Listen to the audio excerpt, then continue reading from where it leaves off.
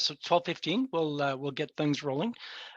Good afternoon, everybody. I'm glad to see we've got about 36 attendees joining us, so that's great to hear. Welcome to today's Edmonton Housing Month Speaker Series webinar. My name is Bree.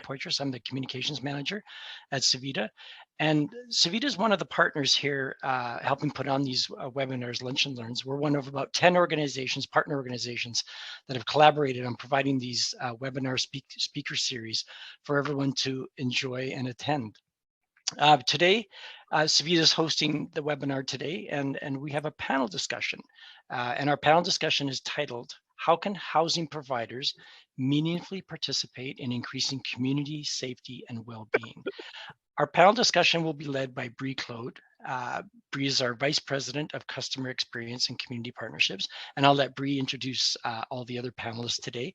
Our session will go just a little bit of administrative here. Our session will go to about 12:45, and then at 12:45 we'll begin taking questions. So as an attendee, if you do have a question, just please drop a question into the chat, and we'll get to as many as we can before 1 p.m., at which time we'll wrap up today's webinar. So we'll try and get you out of here on time today. So having said all that, I will now pass the microphone over to Bree. Thank you. Thank you so much, Bernie.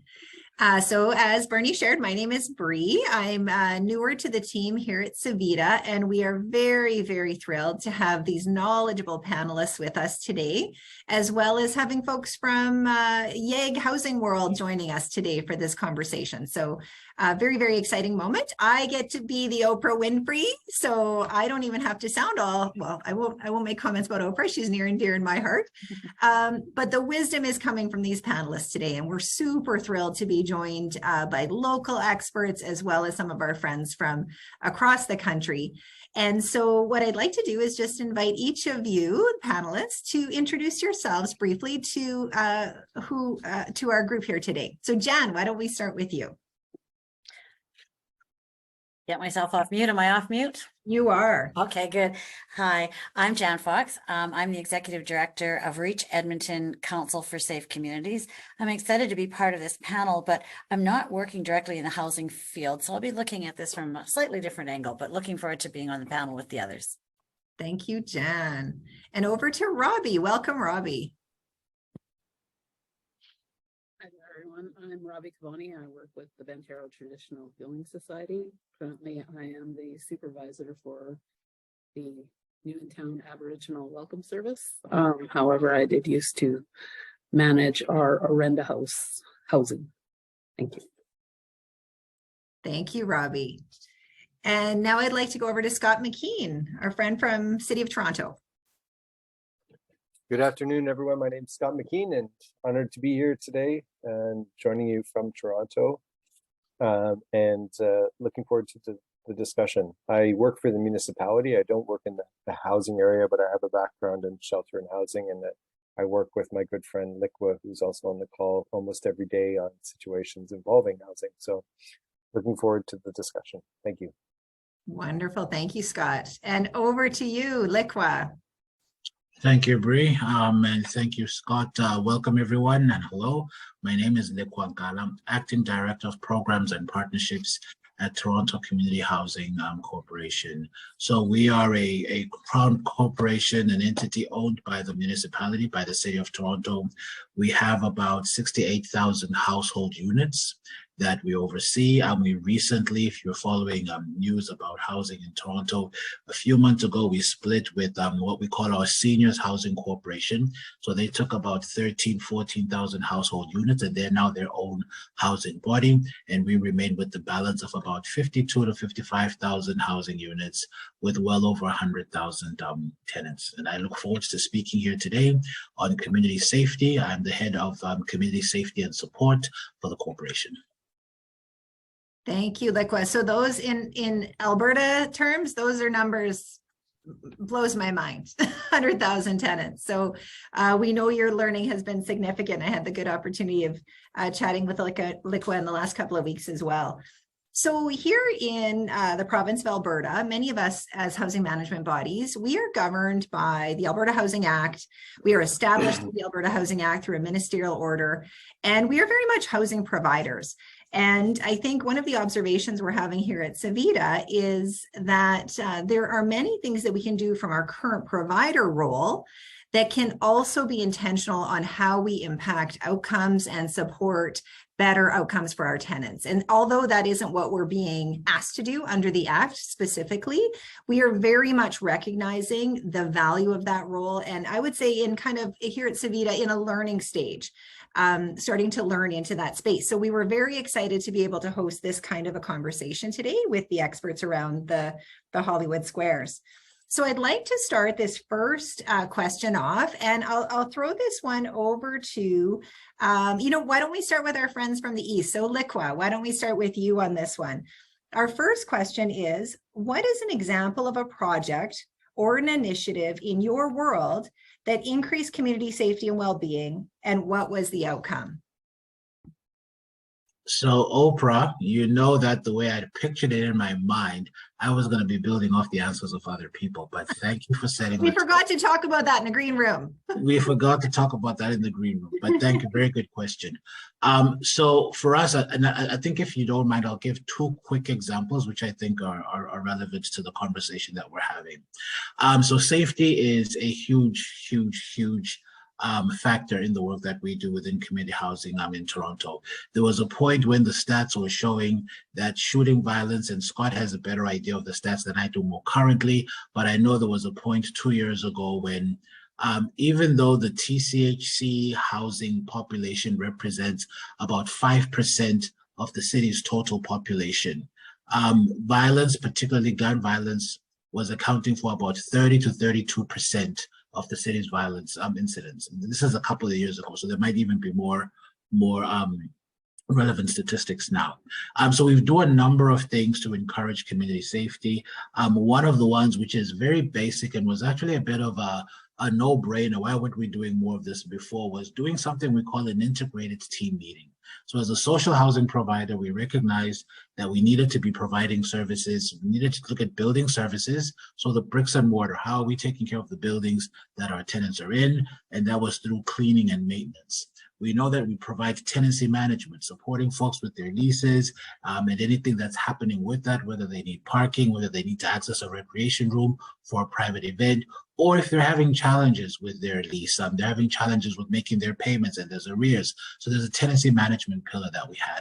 And obviously we had our tenant engagement or support side where we're trying to provide engagement or programs where our residents can be interacting with each other and other folks. And then finally, we had security. So we have a uniformed security that act as special constables on our property. They're allowed to be peace officers. They can make arrests when they're dealing with antisocial behavior. We didn't have an opportunity for those pillars or those streams to be meeting together on a regular, consistent basis. And so when we were recognizing that there were incidents of violence happening in particular communities, we started to bring them together in what we call an integrated team meeting. And in one of the areas, one of the more vulnerable building developments, we started doing this in 2020 on a weekly basis, allowing those folks to be able to talk to each other on the front lines about what's happening. They had the opportunity to bring tenant leaders into those weekly meetings to talk about the issue from a tenant perspective, what the tenants were seeing. We were able to bring in external partners into those meetings to talk about the programs that they were providing that were either not being utilized or that they could provide if somebody asked them and made it easy for them to come on board.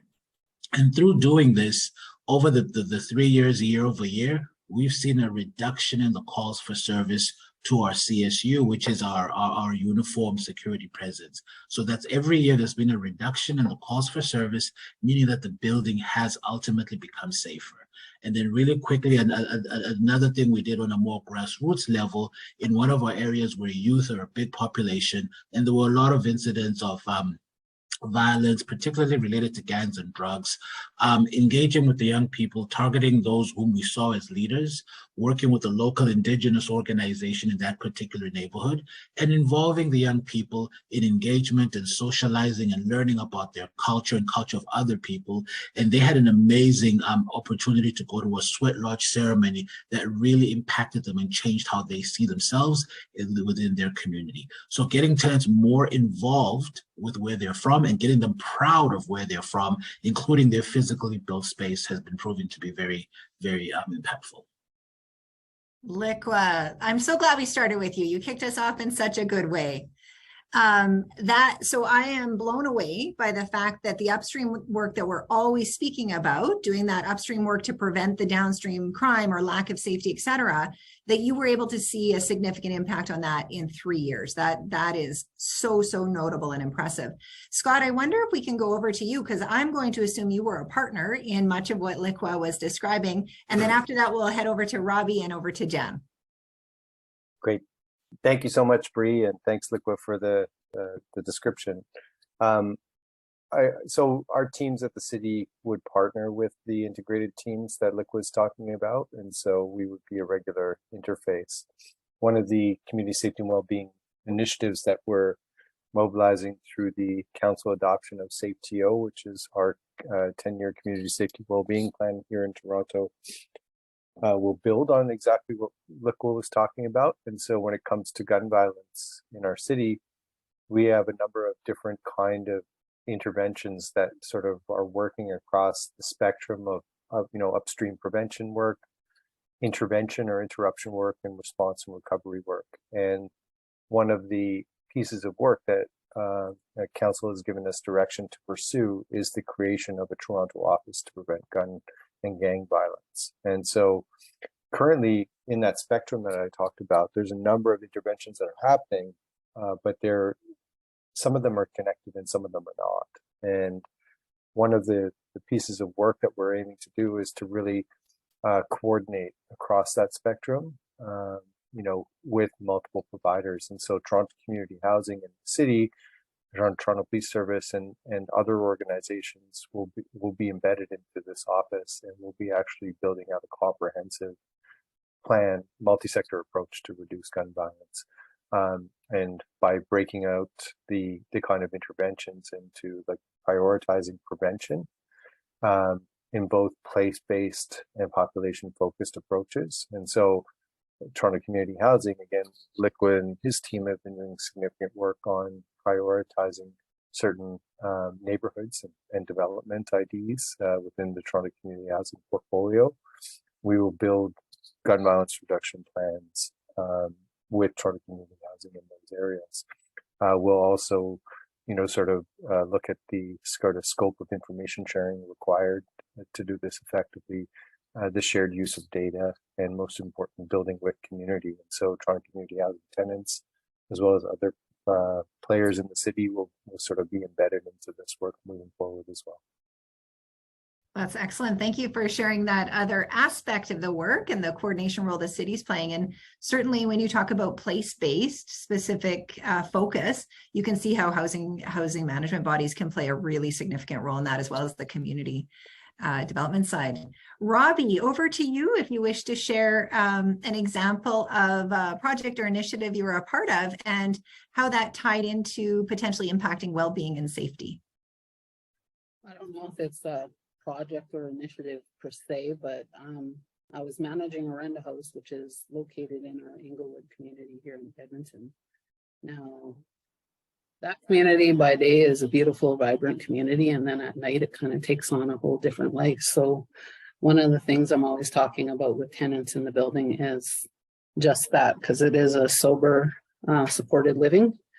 And just talking about like facing demons in the night and stuff like that. So one of the things we did there was we engaged with the beat cops that frequent the area and stuff like that, and just having tenants used to seeing uniform around, and not for, calls for service, but just coming around and checking up and stuff like that, and increasing that feeling of safety. They were always coming in and even just engaging with the tenants and whatnot, and like what they're seeing around the community and stuff. And so it just became easier for them to talk with the EPS about what is going on. Over the years, when EPS did have to respond to calls in our building, often they would say they know everybody in all the buildings on our street, but they never knew a rent house existed. So it just kind of, I guess, built, on that feeling of safety for our tenants. Our tenants are also very communicative with each other about things that are going on in the area and stuff like that, just even interacting via text in the building, especially if they know that there are people around that shouldn't be around, just giving everybody the heads up and stuff like that. So kind of helps with keeping the building safe, not allowing people in that shouldn't be in. Even when doors are propped open, just cueing each other on things like that, because it just kind of brings in unwanted attention. It's kind of stuff we have done at our own. Excellent examples of, I hear, creating community, those connections and those relationships with police, but also in and amongst the tenants themselves, looking out for each other. That's great. Thank you for sharing that, Robbie. And now I'd like to invite Ms. Fox into the conversation. And I know, Jan, you come at this from a very broad community safety and well-being perspective. And so what's resonating for you in the conversation at this point? Well, I'm kind of like Likwa. I'm very glad that I got to go in the end because I'm just inspired by what I heard in advance. So first of all, Bree, when you talked about working hard for better outcomes for your tenants, what it struck me right away was when there's better outcomes for your tenants, there's better outcomes for the community as a whole. So I thank you for that. And I loved hearing what Likwa had to say about the integrated teams and always thinking about it from the lived experience or the tenant perspective. So those things resonated with me. But as you said, I don't do direct service delivery. So I just thought I'd touch on a couple of things. Most notably, I guess I would say that we do know that there is a direct link between housing security and safety and just overall community safety. So my work is I'm stepping out of my lane if I get into the housing one, but this conversation is striking me as how we need to think about how we can help you with some of those things that you're convening and some things we can do in Edmonton. What Robbie had to say was exciting as well. I'll touch on a couple of initiatives that may or may not have, from my perspective, do have some bearing on the conversation. But first, I wanted to talk about our neighborhood organizing initiatives, because we very much like you believe that the best solutions lie within the community, but often the community doesn't have the capacity to navigate complex systems. And so our role as a convening and coordinating body is to try to help build capacity for community. And I guess I'll let the cat out of the bag a little bit. Bree and I are pretty excited that we've recently received some funding to do something similar, but on a smaller scale within one of the Civida housing complexes, where we could try to create that sense of community and help empower the tenants that way. So the work at the neighborhood level is really about creating safety plans, creating safety councils, and giving neighbors a voice. Some examples have included, like, the most simple thing, but often, there are a lot of resources, municipal resources going into communities, but often the community doesn't know what they are. So our role has been a little bit about connecting the dots and helping with things like community cleanups, dog walking, finding micro grants, community education around the opioid crisis, some advocacy work around problem properties, for example, or something as simple as crime prevention through environmental design, all the while acting as a bit of a liaison for the city of Edmonton. So I don't know if that resonates with people.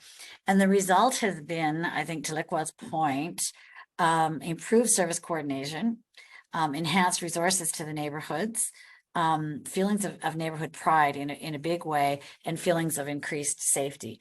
So a couple of the other things. So again, think of REACH as this coordinating body that tries to bring desperate groups together to solve these wicked challenges, as they say. So to support that, we also have something called our YEG Ambassador Program, which really seeks to include business in this, because we think they have a role to play in this, because often we hear business just wanting to get people away from their businesses, but we've been able to find a way that we can bridge that gap, and that also helps with housing. Another group that we've convened is a group of people who are very concerned about young people needing housing upon release from the Young Offenders Center, for example. So we get, and interesting, when you convene these groups, you often find that people who are in the housing sector, as with others, so not a criticism, don't often know what each other's doing. We're so busy keeping our heads down, we're not always sure of what the others have been doing. The other little, and I'll quit so the others can jump in here, but the other piece that we've noticed has been significant around housing of newcomers, and that's what I want housing providers to think about. what we've been told by our newcomer groups is that they need psychological and social supports. They don't want to go move out to Leduc or move out to the south side of Edmonton if they're far away from their mosque or their people. So some learnings around that. And just overall, I think the key to all of this, as you've all said, is strong collaboration. So I'll leave it at that.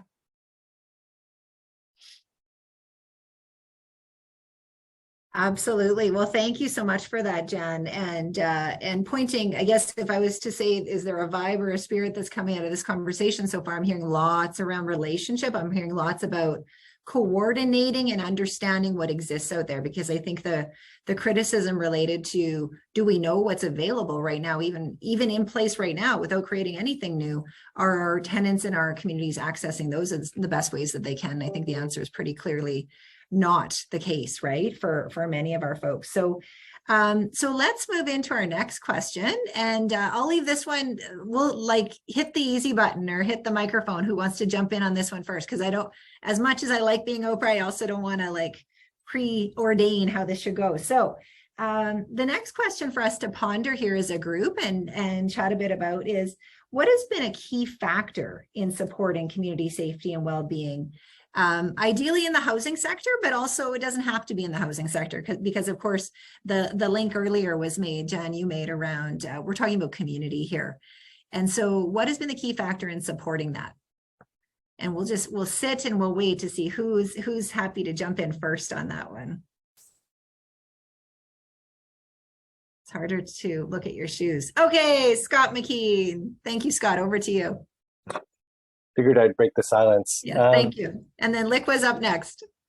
So a couple of things. First of all, you know, any community safety and well-being initiative or endeavor should reflect the needs of the people, you know, you're serving in any particular place. And so from a Toronto perspective, we did extensive consultation, and Toronto Community Housing does consultation and engagement on a regular basis. And so we're really familiar with the needs of individuals in housing and the ideas that they're bringing forward. The second thing was common agenda. So one of the unique things that's happened since SafeTO has been adopted is like the Toronto Community Housing Board, as well as the Toronto Police Service Board, the Toronto Public Library Board, and Toronto District School Boards have all adopted SafeTO as a planning framework. So for the first time in my history in Toronto, we're all working from the same playbook almost, in terms of like, here are the same overarching goals.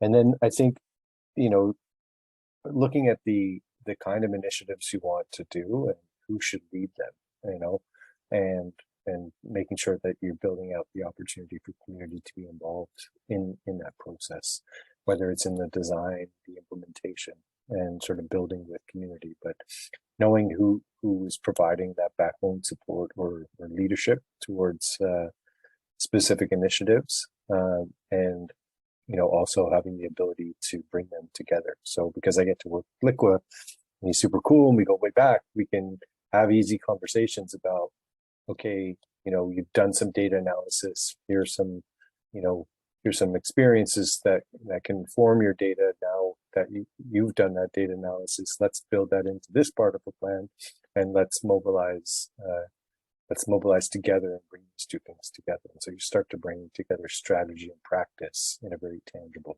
kind of way.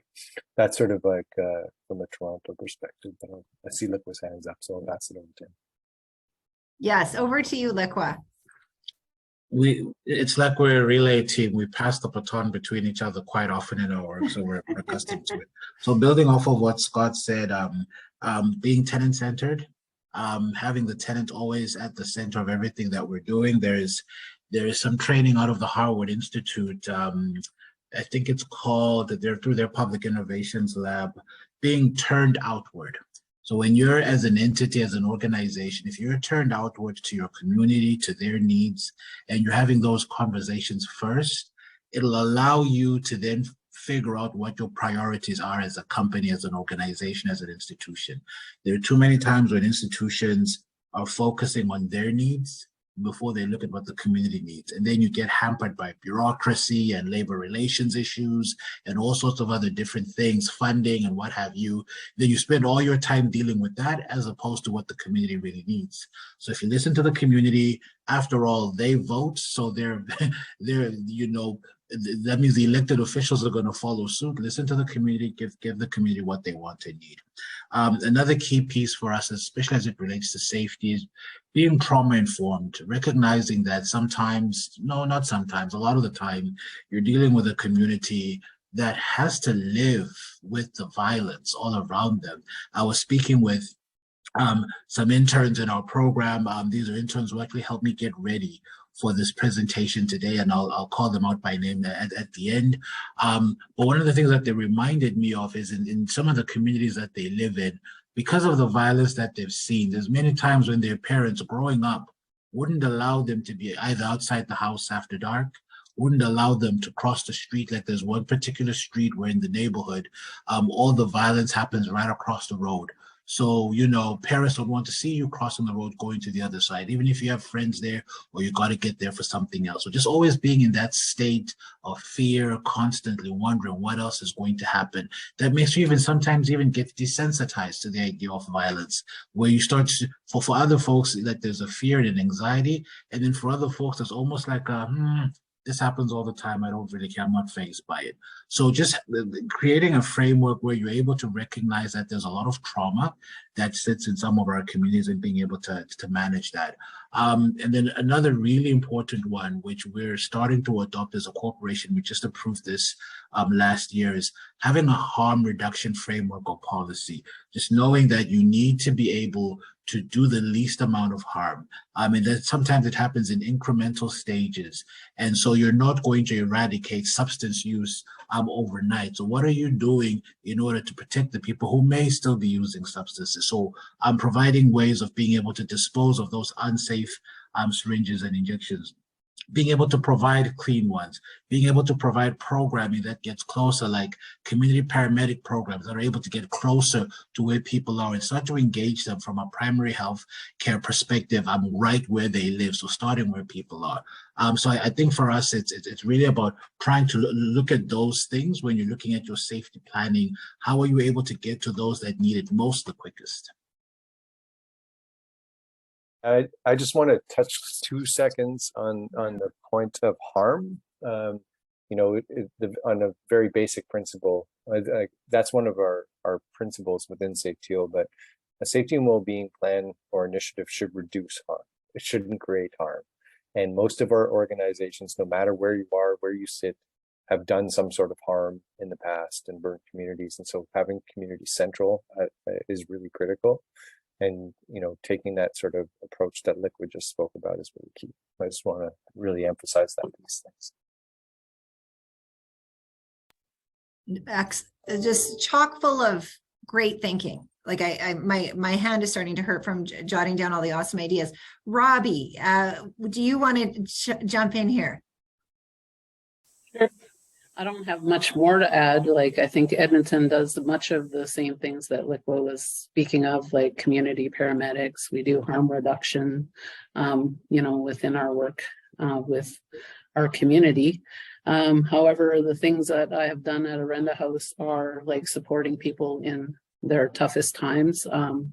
As the resident manager, just being there for them in those moments was helpful towards them in the sense that, they were able to build, a relationship with their landlord and, able to say that, I'm going through a tough time. I might not be able to pay my rent on time, rather than kind of holding back and then slipping into, addictions and things like that. So I found just being there to support them in their moments and not being judgmental in that helped a lot.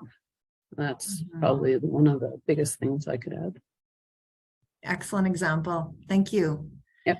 Jan, I think you had an interruption, but can you? I did. I'm really yeah. sorry. I thought I had That's my okay. camera off and someone was banging on my door there. I'm sorry. Okay, so I really want to pick up especially on a couple of the other things that people have already said, so there really isn't much more to say in just a couple minutes left, but thank you for talking about trauma informed. I think that's something that we see is hugely, hugely important. And just thinking about that also from the perspective, not just trauma informed, but also think about cultural diversity. And there are many different people that have come to call Edmonton home and how we meet the needs through their lens. And I think the other thing that struck me is how important it is, and everyone's doing it, is to think outside the box. And when we're convening groups, don't always just rely on the usual suspects, as they say, but who else can help us in this journey? And we just need to keep talking to each other about successes throughout the country. And I'm grateful for this. But for me, also the key really is meaningful engagement that's sincere and respectful. And I think I heard what you're doing in Toronto. I know definitely the work of Bentero that it's done there. I know Civida is doing that. So I think we're in good shape. We just have to keep focusing on those elements for success. Excellent. So I thank you all. I will invite folks who are observing to introduce some questions into the chat. We have one there. I'll go to that question shortly, but I wondered a little bit around if you could speak a little bit, Scott and Likwa, to what it took to have all of those institutional groups that you described committing to this higher level safety plan. And I guess this question for me is also coming from a perspective of recognizing that many of us, if not all of us, are working from inside of colonial systems. So systems that were created under different circumstances, policies, and intentions. And now we're in a place of attempting to move our policies, our practice forward in a way that is now trauma informed, that is harm reducing, that considers the needs of the tenants, the backgrounds. So can you talk to us a little bit more about that highest level of synergy, and maybe a little bit about how do we step forward from the colonial institutions from whence we have come? I can speak to the first part for sure. It's about the systemic alignment. We have had all these organizations adopt a plan, which is a good first step. And, now we actually have to operationalize that and actually shift the culture to enable enhanced coordination across the sectors. And most importantly, excuse me, I got something stuck in my throat here. Most importantly, make sure it touches the ground and allow people to be involved. I'm going to mute myself because I'm going to hack up here. So I'm so sorry. Excuse me. Others related to that question, and I know Robbie, you're coming forward from an Indigenous organization as well. So my comment about you coming from a colonial system is probably not as accurate as it is for some of us. So any other thoughts that you have on that, Likwa or Jan as well? So I can take on part of it, and sure. I will attempt the colonial question, and I'm so open for pushback because one of the things that I came here for is also to learn on this panel. So for me, I think collective impact is something that has become part of how I work in any of the organizations that I've been in. And I find for organizations that adopt that, it is a very disciplined approach, evidence-based. You can check the results. It's been done in multiple places. When you're looking at big, broad social issues, it's a nice way of being able to frame that as a bunch of different organizations, sometimes coming from different sectors. It allows everybody to sort of show their subject matter expertise, and then helps you frame the conversation and the actions that you're going to take so that there's going to be success for the group that you're trying to impact. So I think that has worked really well for us when we're looking at housing, police, school boards, hospitals, public health, transit. Like when we start having all of those folks having the same conversation, when you say to me, what does transit have to do with safety? My first ever job in Canada was as a TTC outreach worker, because you could actually see at the stations where young people were going when they were coming from high school, when they would congregate so much at a station, you knew that something was happening and you'd be able to follow it and then see where the violence was going to be. So that was the work that we were doing. How do you break up those congregations? By offering a different or an alternative for what they could be doing with their spare time. So when you're bringing everybody together, it really, it's sort of like a stew. You bring all that stuff together in the right proportions. You make, like, with all those ingredients together, you get something really good that comes out of it. In terms of being able to break the colonial construct of how we do things, for me, and I'm not an academic or anything of that nature, I just look at what works logically. And an example is how we got to this stage from the TCHC perspective to do this presentation. We speak to the people that are most closely connected to it. So for me, I spoke to Bethlehem, Shalane, Siobhan, Hussein, Aja, and Ridwan. Who are they? These are the young people that are staff in our program, that are tenants in TCHC. And I sent them Bree's email. I'm like, look, I've been asked to go speak at this thing. What am I going to say? So they wrote it down for me. This is what's happening in Likwa. This is what's going on. Then we have those conversations. So having the conversations with even those people that might sometimes be seen as the least professional or least knowledgeable. There's expert knowledge that comes from academia and research and whatnot, but then there is public knowledge that comes from the people that are experiencing it. So being able to take that and then create something together, I think has been working really well for us. All excellent examples. How about others? Any other comments before we go to the questions that are starting to appear in the chat? We can also go to the questions. Sure. Okay, over to the questions. So the first question is, Civida has a policy of asking prospective tenants to do security checks before they move into Civida units. So I guess the first thing to share is that that is no longer the case. There were criminal record checks that were completed historically as tenants were applying for leases for tenant agreements with Civida. That has been eliminated. The only checking of that nature that happens now is related to the dangerous offenders list. And so if somebody is on the dangerous offenders list, we won't engage with them in a contract, but criminal record checks are no longer occurring. So I think we'll set that question aside if that's all right. So another person has made a comment saying all of these steps are amazing and they've been proven to work with effort. So hearing some cheering from the folks who are participating today, saying that they're seeing some resonance with the examples that have been shared today.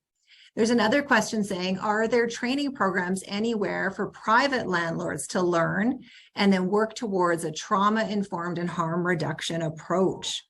So I will suggest that I am not aware of that. I think even related, it's a newer conversation related to housing management bodies, as I've chatted with some of the groups that are supporting us to be members together. And so is anybody else aware? Scott, you have some examples to share perhaps. Yeah, from a Toronto perspective, Please.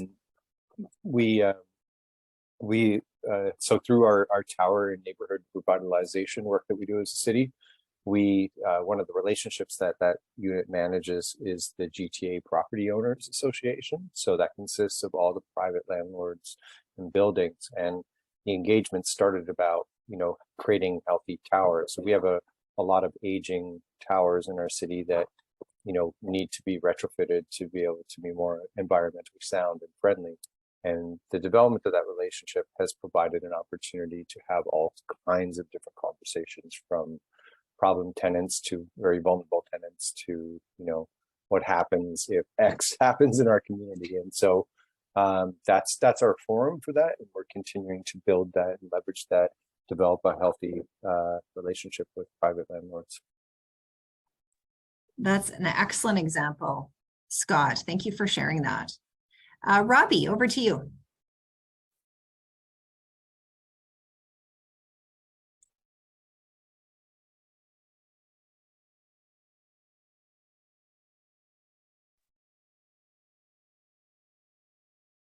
Oh, are you there, Robbie?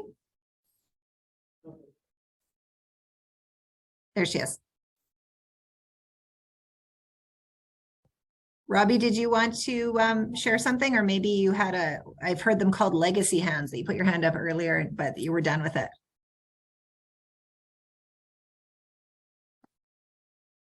These are the realities of Zoom. Hey, guys.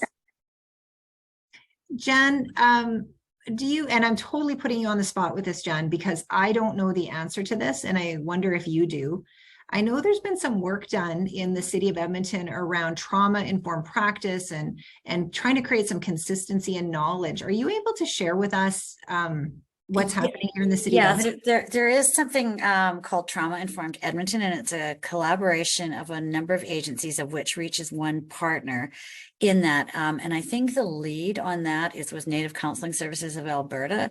I can follow up on that. I think it would be, I mean, that REACH would certainly be interested in facilitating that kind of training for landlords, whether they be private or otherwise. So I'll follow up on that, but I'm pretty sure that there's a fair, and I bet Robbie knows the answer to this. So that's kind of why I was hoping that she'd come back in. I think maybe something happened with her internet. But I know that Native Counseling Services took a lead in this work, so we can follow up with them. Excellent. Yeah, it's certainly pointing to an area of education that we know would be helpful to our community. And we do also administer under the Alberta Housing Act here at Civida, we administer rent assistance to 3,000 folks who are eligible within the act. So meaning that they're facing many challenges and vulnerabilities out, and they are living with private landlords. So obviously something that would be much appreciated. So it looks, we're starting to come down to the end of our time. And I just wonder if we could do one quick last round with the panelists and, you know, just kind of your final thoughts or your final bit of advice as some of us charge into the world of attempting to implement this higher level of intentionality, to seek the partnerships, to really start to focus intentionally around the outcomes of our tenants and how can we as housing providers be a positive influence in that way. So any final thoughts or sage advice that you have as we're wrapping up the day would be really appreciated. And whoever to go first. I'm happy to jump in. Thank you. I just go kind of with the question we were thinking about is what does meaningful engagement look like? What would be the advice for giving meaningful? And I think I've said it already, but I think it's super important to go about engagement in a sincere and honest manner. And by that, I mean, you know, don't impose a solution, don't come with an already created idea and then impose that solution. And I think it's way better if it's co-developed. I love what all of you are saying about tenant engagement. So listening to all voices and involving the community too. So, you know, sometimes we know that there's something called this awful thing called NIMBY, not in my backyard. But if citizens are engaged in the process from the beginning and they understand and the fear is taken away, you create an environment where everyone has a voice and then you honor what you hear. And I think the other thing is closing the loop. So many times we hear in engagement activities that you came and you asked my opinion, but I never knew what happened with it. So those would be my things around the engagement, Bree. Excellent. Thank you, Jan. I would say we're in the social housing space. And many years ago, housing was the focus of the social housing space. Now social should be the focus. So the social supports that you're providing in that social housing space, really pay attention to those because that's what's most needed. Thank you. That has us pondering for sure. Scott, any closing thoughts? I just think when it comes to housing, you know, it's all of our ability to work with tenants to build safe and vibrant communities. And that takes all sorts of different tools and levers and skill sets to be able to achieve. You know, the residents should be in front of it and directly involved in the work that we're doing. But we also, you know, we also have to think differently just about what makes a safer community and what, you know, why do people enjoy living in that community? As every community in Toronto, you know, residents take great pride in where they live and how they, you know, how they go about their days, you know, and there's a sense of identity that's created through, you know, safe and healthy communities. And even when they're not that way, there's a sense of identity that's connected to it. And so I think it's really important to be aware of that and build on that. Excellent. Excellent. It looks like we've lost Robbie. I think she was having some technical difficulties.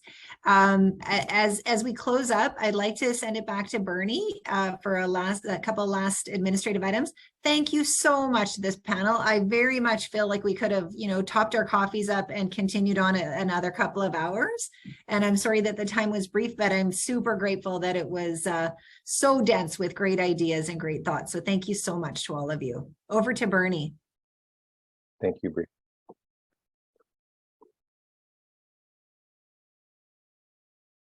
Bernie, you're on mute. There we go. There we go. Always do that. Thanks. Thanks everybody who attended, and thanks to our panelists for joining us today. If we didn't get to your question, please send an email to communications@civida.ca. We will forward your questions on, but we need a place to respond to. So if you did ask a question but didn't get it responded, please send an email to us at communications@civida.ca. A couple more items. This session is recorded, so it'll be available on our website, housingmonth.ca, by the end of the week. And then tomorrow is National Housing Day, November 23rd.